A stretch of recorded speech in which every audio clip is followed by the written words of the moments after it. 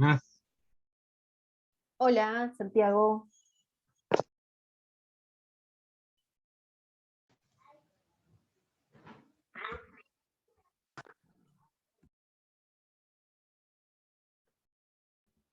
Un poco de timbre.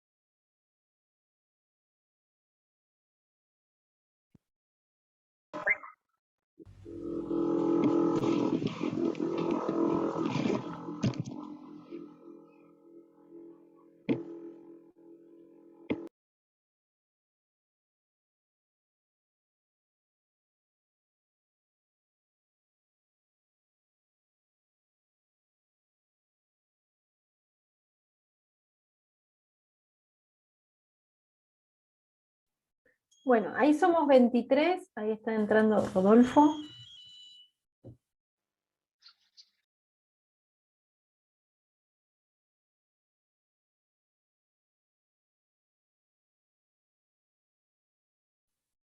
Bueno, 24.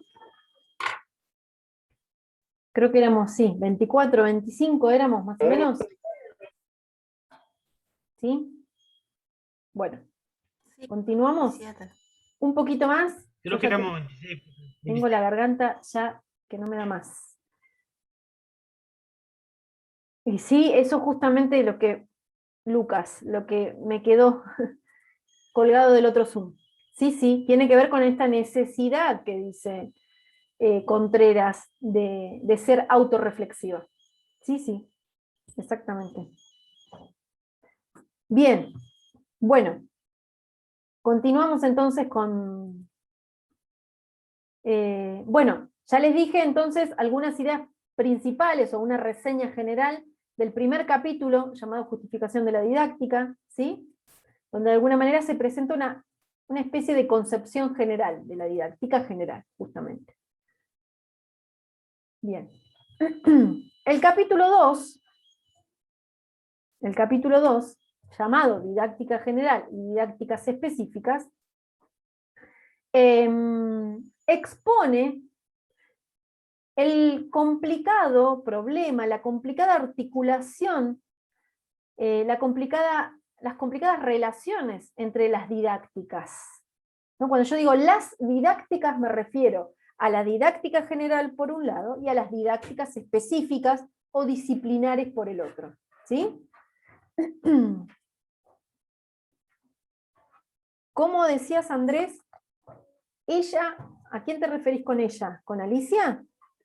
Sí, profe, me parece que ella lo que hace, está haciendo ver o haciendo notar una evaluación de cómo fue la didáctica, cómo es ahora. Y lo que ella quiere es que esto se mejore, llegue Sí. a ser mucho más interesante, como dijo usted, que sea algo que compita con las demás disciplinas, ¿no? ¿Cierto? Sí, no sé si compita, sino que sea reconocida, porque no es Claro, fácil. es Digo, que quizá ella está primero, buscando sí, pensamiento a donde mejore y sea mejor, ¿no? Qué sé yo, que sea más reconocida, que tenga más competencia, no sé. sí, yo te digo, no hablaría en términos de competencia, no se trata de competir entre disciplinas, no, sino de ser reconocida. Y para ser reconocida, primero y principal, hay que construir un objeto de conocimiento que nos interese. Uno tiene que recortar una región del conocimiento, ¿sí? Para poder decir, yo voy a estudiar esto, lo voy a estudiar de esta manera, a través de estos instrumentos, ¿sí? A través de estos enfoques, a través de estas concepciones, ¿sí? Y eso lleva tiempo, digo, eso lleva tiempo.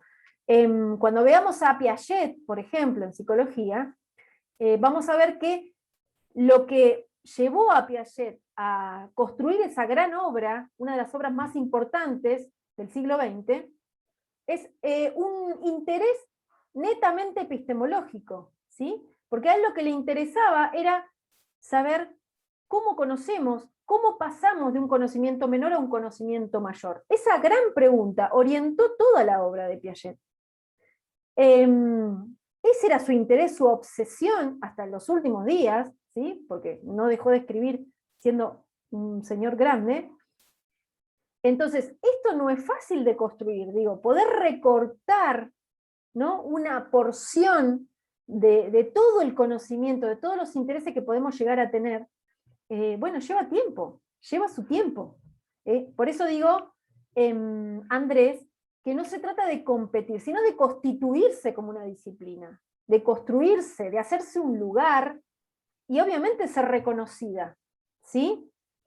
Ser reconocida, digo, cuando se habla de enseñanzas, que se hable específicamente de la didáctica general, por ejemplo. Eso es ser reconocida. Que haya una materia llamada didáctica general en la formación docente, eso es ser reconocida. ¿Se entiende? ¿Sí? Sí, sí, tal cual, Llevó claro. años, años llevó, Sí. ¿sí? Bien, y vos decís otra cosa, Andrés, esto que se modernice. Yo no hablaría, en todo caso hablaríamos en términos de que se actualice, que no es lo mismo. No es que, digamos, como rompamos un poco esta idea de lo antiguo o lo moderno, vamos a ver que lo moderno tiene que ver con una etapa, con la escuela, por ejemplo, la creación de la escuela, como el gran invento de la modernidad, fue la escuela, ¿sí? Eso en pedagogía lo van a ver, lo están viendo, ¿sí? Así que no se habla en términos de interés de modernizarse, sino de actualizarse en todo caso, de ayornarse, como dicen algunas autoras, con respecto, por ejemplo, ahora, algo que ya dice Axel Rivas, por ejemplo, es esta cuestión de la revolución tecnológica, por ejemplo. ¿Cómo se plantea la enseñanza a través de los medios tecnológicos, por ejemplo? ¿Sí? Hace unos años atrás, cuando aparece el programa Conectar Igualdad, hubo una resistencia muy grande en algunas escuelas, de muchos docentes, de muchas docentes que se negaban a utilizar la netbook de Conectar Igualdad en sus aulas, porque o no la sabían manejar, o directamente se oponían. Bien, pero estaba bueno el programa, pero lo que faltó ahí, digamos, ¿no?, al sistema de educación de la nación, primero, no te doy la computadora para que la investigue, primero te capacito cómo usar la computadora. Y lo que pasó a los docentes, ellos sabían un montón de didácticas y formas de enseñar, pero tocar la computadora es como, ¿cómo te voy a enseñar si todavía no la sé usar, ni cómo darte una clase, ni cómo guardar, nada? Es como que tirás una pelota electrónica que diga, bueno, va a girar para acá, para la derecha, y yo quedo largo y no sabés en qué momento, es algo así, algo raro, pero bueno, no sé. Igual entiendo que hubo capacitaciones, Andrés, ¿eh? Hubo capacitaciones. Ahora, que haya gente que haya elegido Sí, no... pero sería bueno que haya, por ejemplo, analistas en sistemas, que haya personas totalmente dedicadas a eso, a enseñar bien lo que es cómo usar la computadora, para qué y todo. Es un tema, Sí, no es fácil. hay mucho de entusiasmo propio, digo, de buscar por motus propio, ¿no? Claro, lo que Yo pasa es que a medida que uno la pudo tener, ya iba como investigándola y ver qué provecho le saco. Bueno, Pero bueno, por eso, si ante cada cambio vamos a esperar que nos vengan y nos capaciten, y también hay algo que tiene que ver con una incentivación propia, digo, un interés propio. Yo armé, a Estamos ver, como Platón. sí, a ver, claro, pero tal cual, profe, no el tema es, queremos. por ejemplo, hay lugares, por ejemplo, los chicos que no tienen toda la forma de practicar en casa, y esa computadora quedaba en la escuela. Y bueno, después terminó siendo un negocio terrible. Bueno, llévate la computadora, hacer lo que vos quieras, qué sé yo, se fue un descontrol después. no digo que no haya sido mal utilizada, pero que la idea del programa tiene que ver con una alfabetización tecnológica, digo, que es otro tipo de alfabetización, ¿sí? Como la alfabetización Comparto eso, profe. académica, ¿no? Comparto Sí, eso porque yo como alumna, Ujú, en la época que se dieron las computadoras, yo justo estaba terminando el secundario y ujú. empezando la universidad. Y me acuerdo que había muchos profes que se negaban a esto de aprender de una PC o quererse quedar con las enseñanzas que había ya en ese momento, que era el papel, el lápiz, el pizarrón. Como hay muchos que también se niegan a usar el pizarrón con fibrón, o sea, también hay una voluntad del docente de querer o no aprender estas nuevas cosas que tienen que ver no con la modernización, como decía usted, profe, sino con una actualización constante, porque el sistema va cambiando y los chicos van cambiando también. Y uno Sí. tiene que estar avanzado como ellos en el tema de la tecnología, y es por eso que este plan está ideal. Obviamente que hago mis críticas, Ujú. pero yo creo que el plan de Conectar Igualdad también refleja un poco en qué nivel de tecnológico estamos, porque también pasó ahora con la cuarentena a la hora del Zoom, a la hora de aprender a utilizar estas nuevas plataformas para dar clases, cómo Ujú. adaptarse a darle al alumno el aprendizaje por estas plataformas, cómo Ujú. te conectás, cómo te adaptás, cómo aplicás todas las técnicas que vas aprendiendo cuando sos docente. Cambia todo, porque el contacto con el alumno es único, estar en un aula y contactar físicamente y a la vista es único, pero hay que ponerse en el lugar del alumno también, que tiene que recibir la educación, y que si uno también se pone negativo y no aprende, no se actualiza uno mismo, porque obviamente si vamos a esperar siempre que nos actualicen, a veces no nos va a tocar, porque el sistema a veces no apela a enseñar a veces, y hay que aceptarlo. Ellos apelan a otras cosas, a unas cuestiones más económicas, que es como dice la profe, hay bajadas de línea de otros lugares de lo educativo.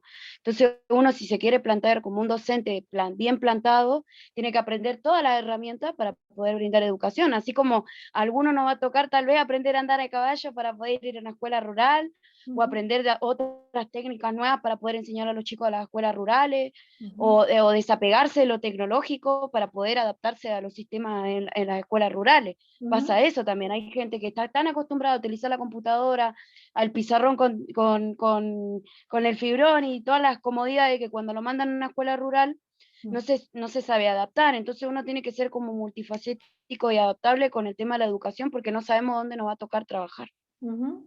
Sí, y sobre todo sumo a esto que decís, Morena, porque cuando decís zona rural me acuerdo, yo estuve algunos años trabajando en la zona rural, digo, cómo uno tiene que tener en cuenta el contexto, y cuando yo digo contexto no me refiero, a ver, me refiero a costumbres, ¿no? A lo cotidiano de una familia, por ejemplo, que tiene un niño, una niña que va a una escuela rural, ¿en qué situación vive? ¿No? Pero ¿en qué situación vive en el sentido, por ejemplo, qué lugar tiene la escuela? Esta es una de las preguntas que le había hecho la vez pasada, ¿no? ¿Qué importancia tiene la tarea, por ejemplo? ¿No? Pasaba en una escuela rural, donde yo iba a veces a hacer algunas visitas, bueno, que había cierta queja de los y las docentes de que los niños, las niñas de eh, la zona rural y sobre todo de comunidades mapuches, que, bueno, no hacían la tarea, el cuaderno no lo traían, no lo cuidaban, una serie de cosas que sucedían en la escuela, diciendo, no, bueno, las familias no le dan importancia a la educación, y una serie de argumentos y más quejas que otra cosa. Bueno, lo que se acostumbra en la zona rural es, que es algo que se volvió a hacer ahora por la cuestión de pandemia, es ir a visitar a las familias, es ir de visita a la familia, ¿no? A ver cómo están, qué necesitan, ¿no? Y bueno, uno va al encuentro y a veces por ahí la primera vez no nos dejan pasar, porque no, es desde la tranquila, yo te atiendo, bueno, maestra, qué bueno que vino, gracias por venir. Por ahí la próxima hay un poco más de confianza y, bueno, pase a mi casa, ¿no? Y hay unas tortas fritas para compartir, en ese momento se compartía el mate, bueno. Entonces eso lleva tiempo, ¿no? Eso, construir un vínculo, una confianza, para empezar a hablar de cuestiones que tienen que ver con la escuela. Cuando uno ingresa, ¿no?, a la casa, al hogar de una familia, ve cómo está distribuido, ¿no?, los distintos muebles que tiene una casa, y no es para ir a curiosear, pero sí para entender algunas situaciones. Y lo que veíamos era que en el Mucha centro, familia tiene vergüenzas ahí, obviamente, profe.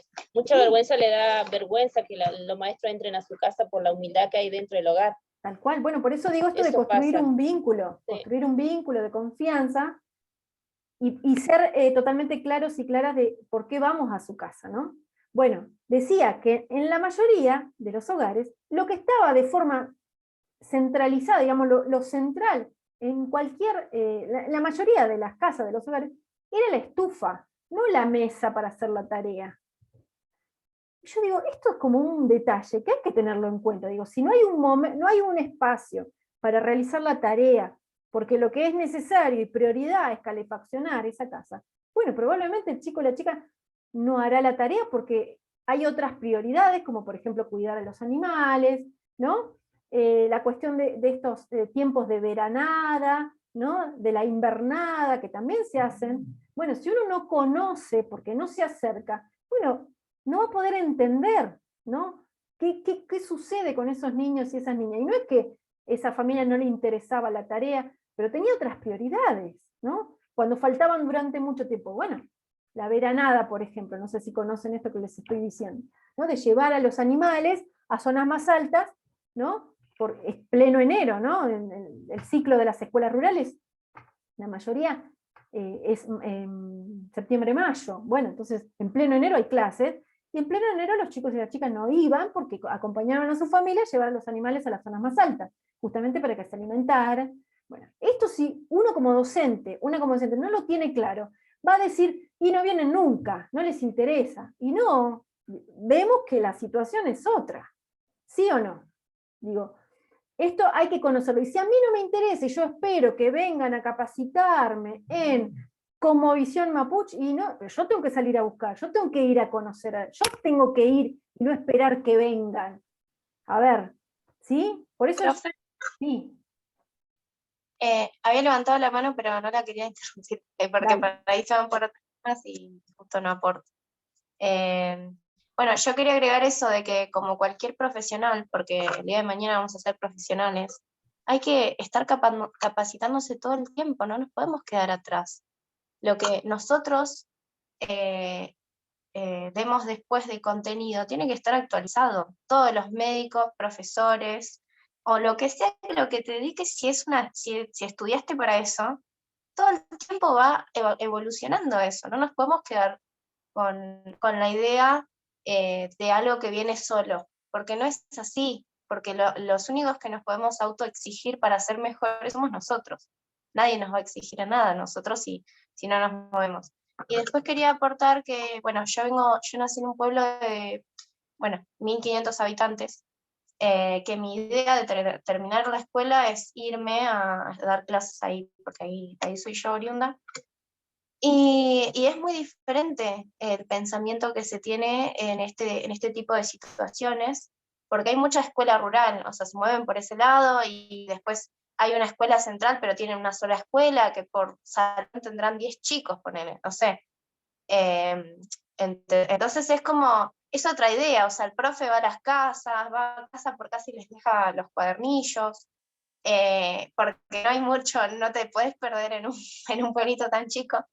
O todos saben dónde vive el profe, o sea, todos saben dónde vive el profesor, que en mi caso era mi tío, encima, el profesor Ortega, que entonces todos iban ahí, se metían a la casa, le golpeaban la puerta, decían, profe, ¿qué tarea hay para esta semana? O sea, así como que no, va por otro lado.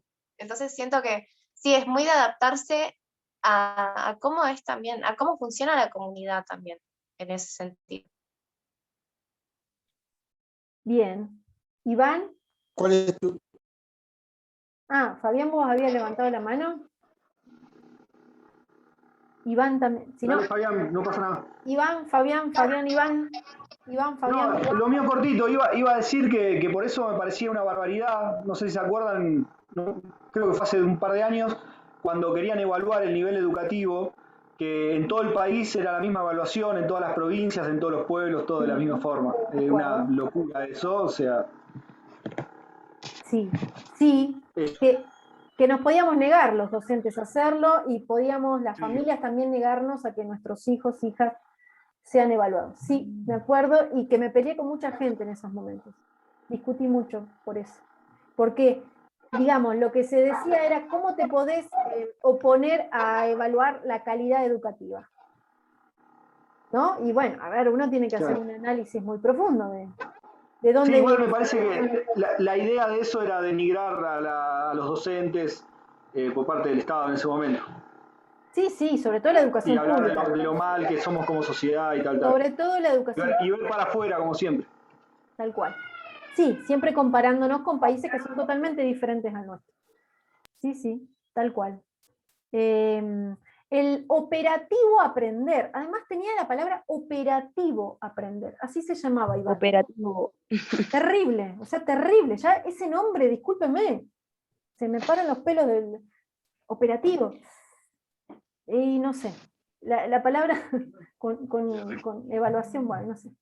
Bueno, Iván, tenés la mano todavía levantada. Así es, Santiago. Bueno, Juan y no, y estaba Morena y no. Esperen, Fabián primero. No. Yo lo único, le quería preguntar justo a Lilian de qué pueblo era que hablaba, que Ah, no sabía de qué era. Y con respecto a lo de, voy a volver 2 pasos para atrás, sí, a lo de el plan de conectar, sí. tanto que realmente muchos desproticaron, como diciendo es un gastadero de plata, es una ta, Ujú, pero hoy hubiera venido como anillo al dedo para muchísimos, ¿eh? Yo por suerte tengo manera de conectarme, pero hay muchísimos que no. exactamente, Entonces, es como dejar de lado a mucha gente que no tiene. exactamente. Tiene que ver con una cuestión de derechos. Es una cuestión de derechos, Sí, sí. primero y principal. Y otra cosa que quería comentar, que capaz no tiene nada que ver con esto, pero la otra vez estaba pensando que muchos textos que leemos, Sí. o de muchos libros que estamos leyendo sobre alguna parte de educación, Ujú. en el tiempo de pandemia, en algunas cosas quedaron como obsoletos, porque la cosa cambió. Por ejemplo, el año pasado cambió un montón. Entonces ya el discurso es otro. Ujú. Sí, sí, Digamos, vamos por lo superfluo, no por lo profundo, porque al final la educación siempre termina teniendo el mismo criterio, ¿no? ujú, Pero de las formas de darlo y de las maneras y que dicen, bueno, de acá hay muchos libros que no me acuerdo dónde, ya te leí tantos textos que ya estoy re mareado, pero de tantas materias, pero algunos decían como, no, porque de acá dentro de 2 años será de tal manera, y bueno, y tanto no es como una adivinanza que no fue de tal manera, ahora es otra manera, ujú, y entonces ahora hay que adaptar la educación ujú. a estos tiempos, por el Exactamente. momento, ¿no? Por el momento. Todo es como, estamos siendo. Esto que lo dicen, sobre todo, hay no sé si conocen, una referente trans llamada, hablando de referente trans, es ley el cupo laboral trans en Argentina, esto que es una gran noticia, y hay que celebrarla. Digo, aparte de esto, Marlene Guayar, no sé si la conocen, es una gran referente, escritora, artista, ha escrito sobre esto, ¿no? Sobre la pedagogía trans, chicos, chicas. Imagínense si en la cátedra de pedagogía hablaríamos de pedagogía trans, ¿no? Es súper interesante. No sé si todos los profes y las profes de pedagogía están de acuerdo con esto, pero bueno, existe la pedagogía trans. Y ella habla del estar siendo. Y yo creo que esto es como la frase para la educación. Estamos siendo. A ver, somos un gerundio, dice Susie Shock, que es otra referente artista trans, gente muy importante, intelectualmente grosa, así que si no la conocen, si no las conocen, googleen, ahí sí vayan a la web y busquen, porque tienen Profe, impresionantes. No escuché lo que dijiste. ¿Cómo se llamaban? Así las busco. Marlene Guayar, lo voy a escribir acá, Marlene Guayar, que sacó un libro no hace mucho que habla de una teoría lo suficientemente buena, haciendo referencia a lo que dijo Winnicott, a la teoría de Winnicott, ¿sí? Donald Winnicott, psicoanalista de niños, pediatra, y Susie Shock, grandes referentes, artistas trans importantísimas que tenemos. ¿Sí?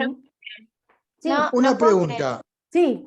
No puedo creer lo mal que está la sociedad porque en Wikipedia le pusieron, es un psicólogo social, no ¿Quién? le dan su identidad de género. ¿Quién? En Marlene, Sí, en vez de aparecer es psicóloga, es un psicólogo. cero perspectiva O sea, de género.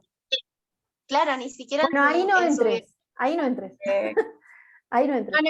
no, pero me sorprendió, me chocó que lo primero que me apareció fue esto, Bueno, y malísimo. o sea, negándole su identidad total, es como Malísimamente. mucho. Malísimamente. Una pregunta. Diga, Ahora que estamos hablando de esto, ¿hay profesores trans? Pregunto yo. hay una escuela secundaria trans, hay una escuela que existe que se llama Mocha Celis. Mocha Celis, Pero ¿por qué hay, busquen, googleen. pero ¿por qué hay una escuela secundaria trans? Digo yo, en la escuela de música, ¿hay un profesor No, trans? que ¿Por qué yo tiene que sepa, ser no. una escuela? ¿Por qué tiene que, digo la escuela de música, sé que no No, hay, no, pero no. digo, ¿por qué tiene que ser algo Hay un como documental, exactamente. aparte? Claro. Como si fuera un, no sé, No, no es aparte, vamos por no un... es aparte. Es un espacio que se abrió autogestionado Sí. donde las personas trans Mm. eligieron formarse. Después se fue. Sí. Miren, ahí escribió Paulina y es así. Yo conocí al director que vino a dar una charla a San Martín de los Andes hace como 3 años del documental Mocha Celis. Búsquenlo porque es súper interesante. Súper interesante. Y todas estas preguntas, Fabián, te las vas a sacar mirando ese documental. ¿Podría escribirlo así ya lo tengo más a mano, Ya porfa? lo escribí, Mocha Celis. Profe, Ok. Celis, ahí ¿y está. a qué se refiere, o sea, directamente con pedagogía trans? Ah, habrá que leerla a Marlene Guayar.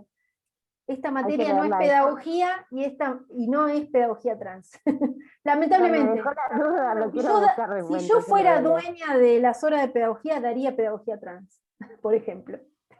Daría las pedagogías, no Es sé. lo mismo que entrar a hablar del lenguaje inclusivo, profe, así que Sí, es un debate muy grande ese. y me imagino que más de uno y más de una me va a saltar a la yugular, pero bueno.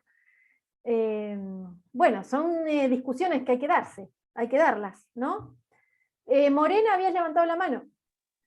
Y no sé, ahora Sí, justamente todo esto que habla, profe, en el texto que usted nos dio para leer, que me parece reinteresante porque justamente en el texto habla sobre esto, sobre adaptar la actividad del docente, valorar tanto la didáctica general como la específica por separado y juntas, porque justamente todas estas cosas que se nos dan como docentes, duda, cómo adaptarse al alumno, el alumno se tiene que adaptar a mí, yo me tengo que preparar, influye el entorno educativo del alumno, fue a primaria, completó la primaria correctamente, ahora la nueva va a ser, aprendió todos los contenidos correctamente, pudo adaptarse, porque tienen que pasar los chicos y cómo evalúo. Entonces, en lo que decía de didáctica específica, que me pareció interesante, que se divide entre educativo, las edades del alumno, las disciplinas que el alumno hace, si hace educación física. Sí, esas son las distintas clasificaciones de las didácticas específicas. Gracias, Morena, por traerme de vuelta porque nos habíamos ido un poco. El tipo de institución en la que existió antes, porque no es lo mismo un chico que va a una escuela pública y pasa a una privada, que una privada a una pública, la característica del sujeto a la hora de adaptarse en el aula, Sí. si es receptivo o no es receptivo. Igual hay algo ahí, cosas. Morena, algo que iba a decir, que aparece en esa clasificación, que dice, según las características de los y las estudiantes, o de los y las individuos, si hablamos del lenguaje inclusivo, que habla de la migración, habla como una didáctica específica de la migración. Yo entiendo, y esta es una posición mía, propia, personal, es que la migración no sería una característica del estudiante, en todo caso, sería una situación particular, que puede llegar a ser transitoria. Digo, también habla en términos de las personas con necesidades educativas especiales. Eso quedó como desactualizado. Claro, eso está incluso el libro tiene algunas cosas que están desactualizadas, porque creo que lo de la migración tiene que ver más con todo esto de la gente que migra, pero hay una situación educativa de los niños que migran en forma diferente que el resto. Por ejemplo, lo que está pasando con esto que están llegando inmigrantes a España, esos chicos tienen que seguir educándose, ¿entendés? En estas situaciones de emergencia, creo que hasta ahora tampoco vi como esto, como que no hay una didáctica tampoco específica en los lugares ¿cómo se educa en los lugares donde hay guerra o Mm. hay tipo de cosas? Entonces, como lo bueno de leer este tipo de textos, o como es eso de empezar a plantearse, me tengo que adaptar. Porque sí, es verdad, uno cuando empieza la carrera docente está esperando la bajada de línea que te digan, bueno, esto es lo que tenés que hacer, no, esto no lo está haciendo bien. Y en realidad uno tiene que empezar a independizarse como docente y adaptarse a un grupo, porque uno, era como cuando vos tenés la planificación hecha y llegás al aula y no tenés a los alumnos sentados, todos escuchándote, y capaz que tenés un grupo que es más complejo para dar clase. Entonces, bueno, yo creo que por ahí va la mano de la didáctica general y la específica, porque esto de que no compiten, sino que van juntos. Bien, bien. Sí, en algunos momentos hay ciertos conflictos igual, no es tan armónica la relación, no es tan armónica, no es tan fácil. No, tal cual. Bueno, Lilén, ¿querés decir algo? En 8 minutos se corta y no quiero que nos quedemos colgados, y otro Zoom no va a haber, porque yo ya no doy más de la voz. O que te quedaste con la mano levantada de hoy. No, quería decir algo hace un rato, pero bueno, aporto a lo nuevo que están diciendo, que bueno, una de las cuestiones que trabaja Alicia Camiglioni en el texto de ¿Por qué y para qué la didáctica? Es el tema de que, o sea, yo noté, la educación asume diferentes formas. Muchos de esos sistemas educativos, o sea, los que en el pasado se usaban, se sustentan por formas de persuasión y modalidades de adoctrinamiento. Entonces dice que si creyéramos que el respeto a la libertad y de esas modalidades están bien, entonces la didáctica no tendría por qué existir. Y yo te quería tirar un dato, ponele, para que vos me digas qué pensás. Porque no sé si antes los profesores tenían didáctica en las carreras, no estoy segura si esto es algo reciente, pero yo cuando iba al secundario tenía una profesora que cada que entrábamos nos teníamos que parar tipo militar para recibirla un poco más, hacerle reverencia, poniendo totalmente una modalidad de adoctrinamiento en todo lo que enseñaba, y también como ella se mostraba hacia nosotros. Y quiero que me digas qué pensás de esto, o sea, y cómo puede ser que eso hoy en día todavía en algunos secundarios sea aceptado y no cuestionado, tampoco por los demás profesores que enseñan en esos secundarios. No sé.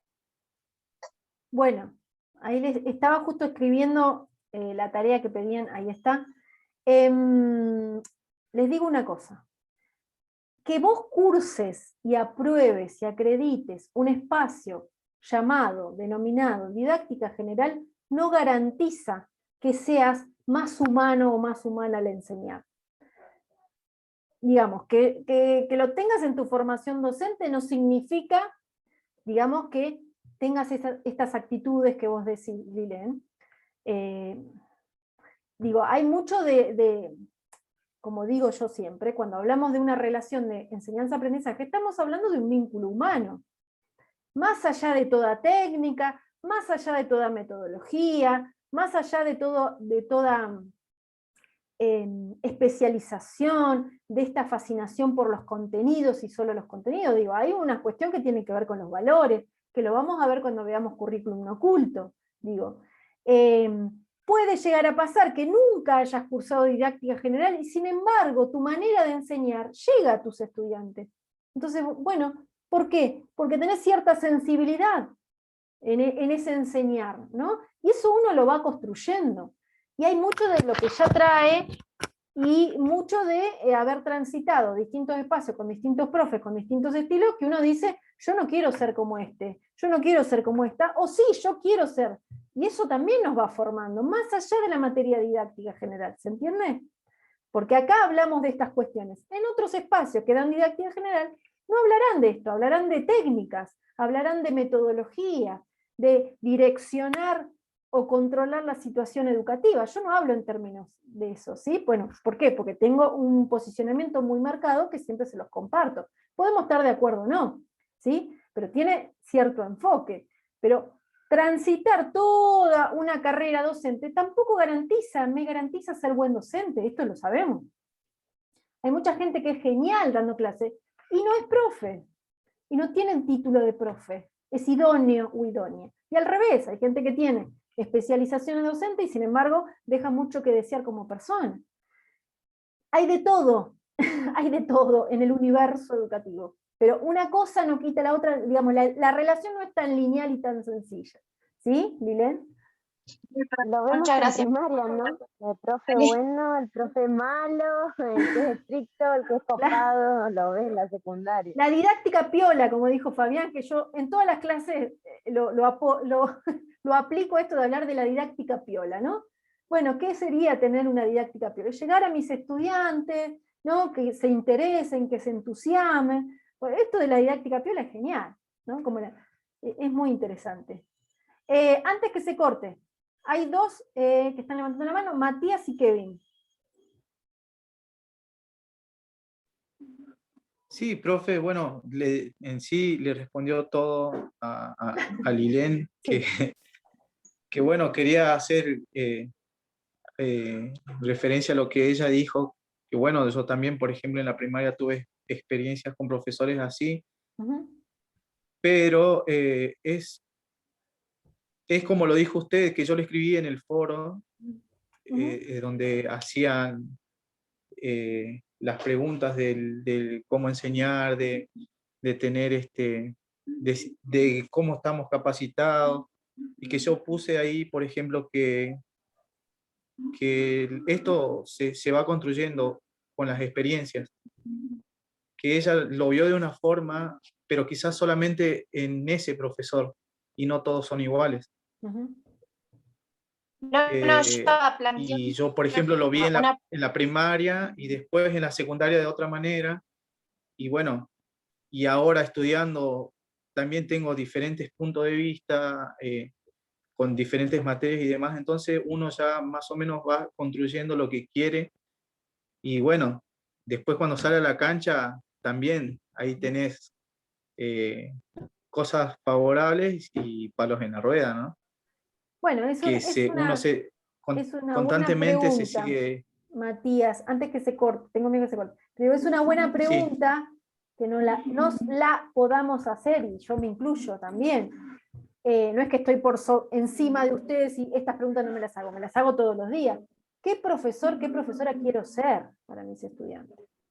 Hay una charla de un profesor de educación física que se llama Eduardo Sotelo, que trabaja con niños, niñas con autismo, y él dice de ser el profesor que me hubiera gustado tener, ese profesor o esa profesora ser, el que me hubiera gustado si es que no me lo crucé en el camino, ¿no?